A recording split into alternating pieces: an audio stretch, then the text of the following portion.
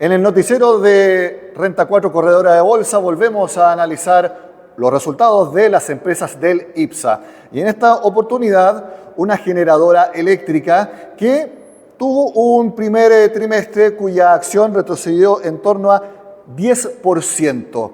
Estuvo algo en línea también con los resultados generales del negocio. Nos referimos a Colbún y en esta edición vamos a analizar el momento financiero de la eléctrica ligada al Grupo Mate junto al gerente de finanzas Miguel Alarcón.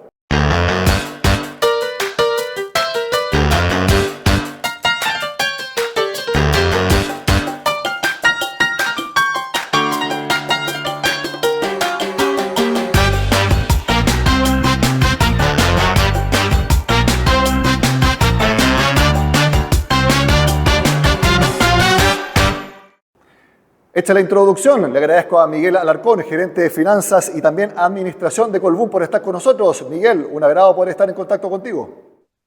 Hola Nicolás, ¿cómo estás? Muy bien, partamos analizando cómo fue el resultado de Colbún entre enero y marzo, según lo informado a la Comisión para el Mercado Financiero. Partamos por los ingresos, que bajaron respecto a 2023 un 31% a 382 millones de dólares. ¿Cuál fue la razón principal o los factores que están detrás de este descenso en los ingresos de Colbún?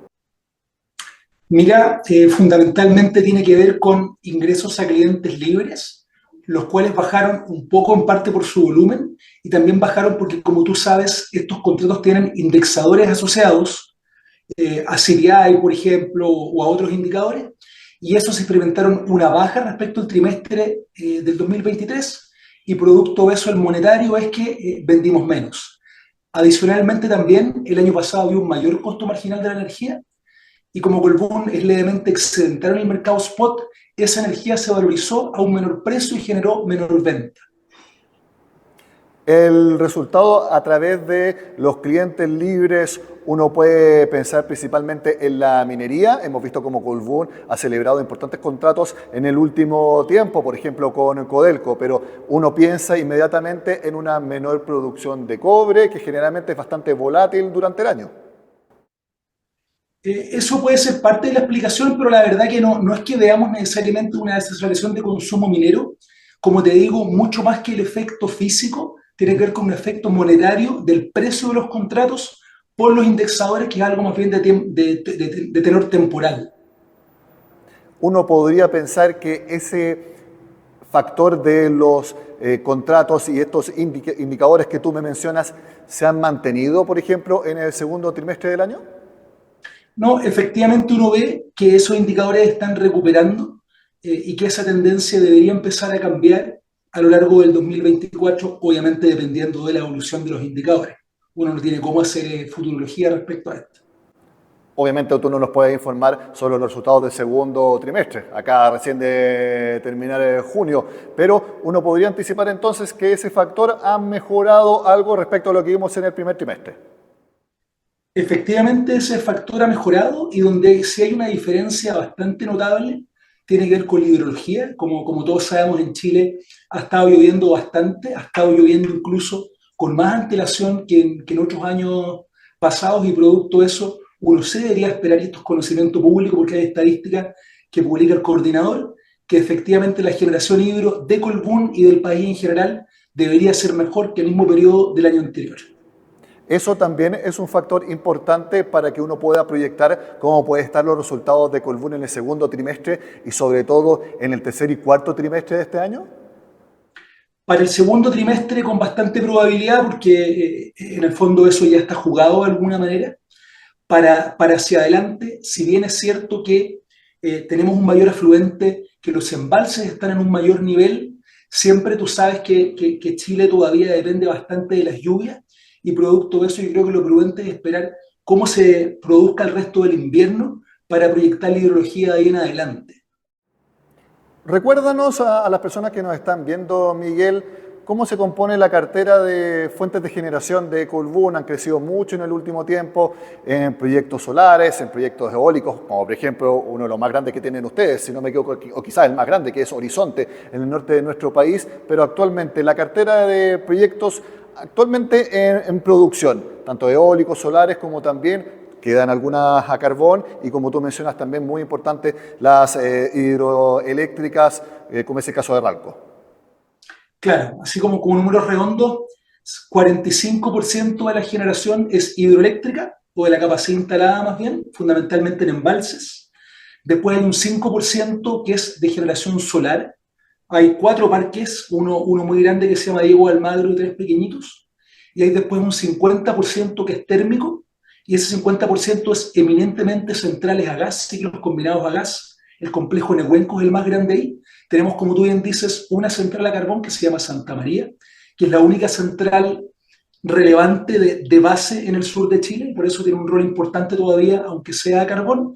Y finalmente hay una cantidad menor de centrales de peaking, centrales a diésel, que en la práctica, como está el sistema hoy día, no operan. Sí, mencioné la central Ralco, quizás puedo estar equivocado, estaba pensando en base Colbún, pero ahí me rectifico si es que me equivoqué, a veces la memoria también nos pasa la cuenta a los periodistas. Pero muy importante lo que dijiste, 45% de la generación total, la capacidad instalada de Colbún es hidroeléctrica. Nuevamente entonces, ustedes debieran tener mejores resultados de los vistos en el primer trimestre por toda la agua que ha caído en nuestro país. O sea, efectivamente lo que uno hace es que uno debería esperar que parte de esa generación renovable, que es costo variable cero, ¿no es cierto?, reemplace generación térmica y produzca un mejor margen que lo que fue el 2023. Ahora, es un poco más compleja la explicación, porque tal como te dije yo hace un rato, en la medida en que hay menor hidrología, entran a funcionar los ciclos combinados, que en nuestro caso son bastante eficientes y que suelen quedar por debajo del costo marginal y que venden y generan margen en el mercado spot, y con esta hidrología ese margen también debería disminuirse. Entonces, es cierto que el mix es más eficiente, pero ya para empezar a comparar resultados es un poco más complejo el análisis. Pero muy importante lo que tú mencionas, ya tienen dos fuentes que pueden ser igual de competitivas en cuanto a los bajos costos para echarla a andar, dicho de una manera coloquial. Tienen los ciclos combinados y ahora también tienen hidrología. Antes quizá el año pasado, hace 2 años, tenían uno solo y no tenían hidrología. Ahora por lo menos tienen esas dos posibilidades. De todas maneras, Nicolás, y lo otro que no mencioné que tú dijiste es que nosotros efectivamente llevamos más de un 80% de avance del proyecto Horizonte. El proyecto Horizonte no solo es nuestra central más grande, o una vez que esté en operación como central de generación, sino que va a ser la central más grande del país también, y el segundo activo eólico más grande de Latinoamérica. Son 816 megas en Antofagasta, en la zona de Taltal, donde deberían entrar pronto en funcionamiento una primera sección del parque, el segundo semestre, y después para finalizar hacia finales de año con el comisionamiento del parque completo. Recuérdame también, Miguel, si es que ya está anunciada la expansión de Horizonte. Me parece que está pensado que se llame Horizonte 2. ¿Eso ya está anunciado o está solamente en carpeta? Lo que está anunciado es la tramitación ambiental, el permiso ambiental que tenemos que tener para poder hacer la expansión de aproximadamente 200 megawatts hora más. Todavía el directorio no ha aprobado esa expansión, no se ha puesto todavía como materia de aprobación. Perfecto. Quiero volver a los resultados del primer trimestre, ya hablamos de los ingresos. Las ganancias antes de impuestos bajaron 35% a 80 millones de dólares. ¿Las razones ya las vimos o hay alguna otra relevante específicamente en el ítem ganancias antes de impuestos? No hay nada material, esto es fundamentalmente respecto al resultado operacional. Tenemos un levemente mejor resultado no operacional por diferencias de cambio, pero el grueso de la explicación tiene que ver, como tú dices, con la parte de operación y particularmente de ingresos. De la misma forma entonces que se prevé que haya un mejor resultado por los márgenes operacionales con las fuentes que estábamos conversando, uno podría suponer también o anticipar que los resultados de las ganancias antes de impuestos sean mejores para Colbún segundo trimestre y quizás también en lo que queda del año. Yo comparto que para el segundo trimestre, la medida en que el resultado de la operación mejore producto de mayores márgenes, especialmente en el negocio, uno debería esperar el mejor resultado completo, dado que el no operacional de nuevo pesa poco respecto al agregado de lo que pesa el operacional. El resto del año todavía, como te digo, hay que ser bien prudente, especialmente en este negocio y en la hidrología, porque tú sabes que, tal como pasó el año pasado, en pocos días la situación cambia mucho respecto fundamentalmente a mejoras hidrológicas. Otro tema importante es que la compañía, producto de la parte térmica, especialmente el gas, como te decía yo, está bastante bien preparada para absorber escenarios hidroeléctricos pobres o más bien secos como han sido en los últimos años, salvo el año pasado. Miguel, hablemos un poco de la actualidad de Colbún. Acaban de anunciar la compra de dos parques eólicos que pertenecían a Latin American Power. Invirtieron cerca de 400 millones de dólares. ¿Cuál es el impacto estimado de esa operación para los ingresos de Colbún?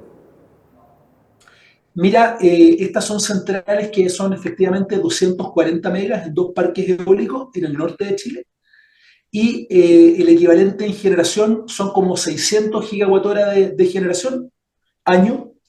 Y la verdad que no hemos estimado todavía, nosotros estamos analizando cuál es el impacto en el EBITDA. Eso es algo que probablemente le vamos a comentar al mercado prontamente, pero la gran gracia para nosotros es que son activos muy complementarios porque nos permiten tener más energía renovable en la zona norte de Chile, donde fundamentalmente están nuestros retiros con los clientes mineros. Entonces son muy complementarios al portafolio de Colbún, porque en adición a Horizonte que estamos construyendo, agregamos de inmediato activos en operación de muy buena calidad por 240 megas. Estos dos activos entonces les podría permitir eventualmente en contratos futuros con clientes libres tener mejores posibilidades de negociación. Efectivamente, tú lo puedes pensar de dos maneras, como bien para abastecer nuestros contratos existentes. Nosotros hemos firmado en los últimos 12 meses contratos importantes con mineras fundamentalmente, Sí. mineras con Codelco y otras mineras privadas, o también para potencialmente firmar nuevos contratos, porque otra cosa importante es que la estrategia comercial de Colbún busca solo contratar nuestra generación propia. Nosotros intentamos estar fuera del mercado spot, reducir volatilidad en la operación y producto de eso solo contratar aquello que efectivamente podemos nosotros vender y producir. Miguel, también parte de la contingencia nacional, la discuten también en las casas, tiene que ver con el alza de las cuentas de la luz. Se está hablando de aumentar el subsidio para las personas más vulnerables, se habla de distintas formas. Uno es que los grandes clientes libres, como algunos que tiene Colbún, tengan que pagar más, o que se le carguen más impuestos a quienes producen emisiones de carbono, como puede ser la central de Santa María, etcétera. Te quiero preguntar si toda la discusión que se está dando en estos momentos, ustedes han podido estimar cómo puede impactar en los ingresos de Colbún. Mira, lo primero que te diría es que esta discusión es una discusión que no es nueva y que la verdad que se origina desde el 2019 y posteriormente con los diferentes mecanismos de estabilización de tarifas que se han producido, ya van dos y como tú sabes, esto origina la discusión de un tercero, ¿no es cierto? Entonces hay un monto de cuentas por cobrar acumuladas que de alguna manera y en el tiempo deben ser traspasadas a tarifa. En el caso particular, y esas tarifas, disculpa, son tarifas de distribución, es decir, que el segmento final le cobra al cliente residencial. No son tarifas que nosotros cobramos necesariamente al cliente final porque no es nuestro segmento.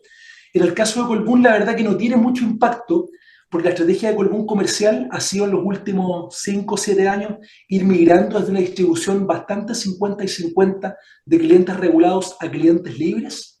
Y hoy en día tenemos casi menos del 10% de nuestros PPAs con clientes regulados, con lo cual esa discusión es un poquito ajena a nosotros. Nosotros, por nuestro perfil de generación, por nuestro portafolio de activos, hemos migrado más bien hacia clientes libres y particularmente mineros, con lo cual el impacto hacia Colbún no es muy relevante comparado con otras generadoras. Miguel, muy clara tu respuesta y tengo una última pregunta. La acción de Colbún, como yo dije al principio, cayó en el primer trimestre 10% y en lo que va del año ha bajado 15%. Con todo lo que hemos hablado en esta ocasión, ¿uno podría esperar un repunte de los papeles en el IPSA? Mira, lo primero que me gustaría decirte es que es cierto que la acción ha caído en el último año, en los últimos 12 meses, pero la verdad es que uno tiene que mirarlo en un poco más de largo plazo porque esta acción en los últimos 3 años ha subido bastante, bastante más incluso que el IPSA y que la mayoría de las otras eléctricas, y lo que está haciendo ahora es un poco corregir esa situación o normalizar respecto a la media del resto del mercado. Yo creo que por eso es que ha caído. Yo no me puedo pronunciar responsablemente por qué va a pasar respecto al precio de la acción, pero sí te puedo decir que los analistas que siguen la acción y que publican, en la medida en que tienen mejor información y que se van materializando nuestros planes de desarrollo, esta compra del app, por ejemplo, o eventualmente la expansión de horizontes que se aprueba, esas son ciertamente flujos de ingresos ciertos que el analista coloca y que deberían impactar favorablemente en el precio de la acción. Pero como mi compañía es una compañía abierta que transa en bolsa, yo no podría proyectar qué es lo que va a pasar hacia adelante. Miguel Alarcón, gerente de finanzas y también de administración de Colbún, ha sido un placer tenerte con nosotros conversando en esta oportunidad. Que esté muy bien. Gracias, Nicolás, gracias por la entrevista y un saludo a todos por allá. El momento financiero de Colbún ha sido el tema que hemos escogido en este noticiero de Renta 4 Corredora de Bolsa. Soy Nicolás Paut. Nos vemos en una próxima oportunidad.